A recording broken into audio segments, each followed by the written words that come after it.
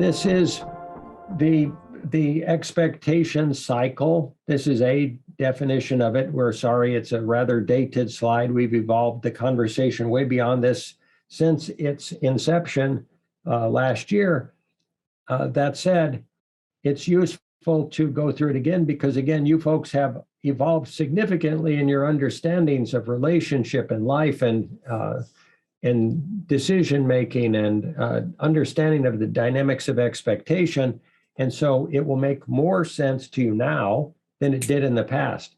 Now, this is a very important moment because we're bringing this slide forward from last year. Part of your system might say, I've already seen that. I already know that.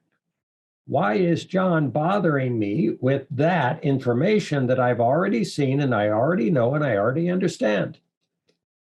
And we would suggest that any part of your system that's thinking or feeling in that way is operating from projected expectation. That there's not going to be something very new, very different communicated. And because you've projected that expectation, you might miss this communication. So everything you record in your system is just an interpretation. It doesn't mean it was right, accurate, real, or true. We'd call it a simulacra. That's every concept, every idea, every emotion, every interpretation, every thought, and every feeling. From that, you derive your beliefs, and you operate from them as if they're fact. That generates imaginings of cause and effect. Oh, they got mad at me because I said this. They liked me because I said that. And that generates if this, then that associations, meaning we assume that because one thing occurred, it made another occur. And quite often that's not the case. We create associations where they don't exist, and then we operate as if those associations are true or real or accurate. So from this cause and effect imagining process, we then generate our expectations that we then operate from. Those expectations create projections onto relationships and reality.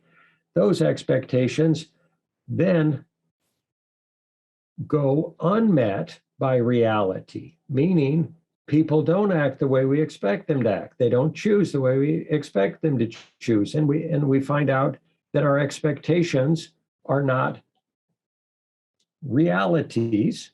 And then we may feel frustrated, or we may feel we failed ourselves, or someone else has failed us, or we've been victimized or something. And we feel disappointment, pain, fear, and frustration.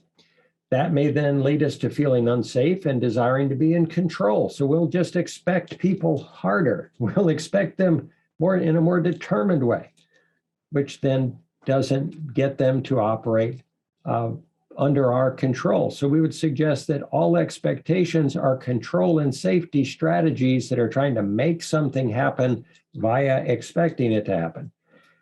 That then leads to judgmentalness, control seeking, which then doesn't work. So we go to blame and victim, perpetrator, rescuer dynamics. And then when that doesn't work, we go to punishment and hatred.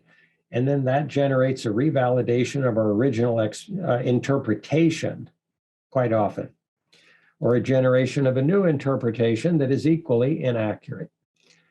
So this cycle goes on and on for most people, and so they learn and evolve glacially rather than rapidly.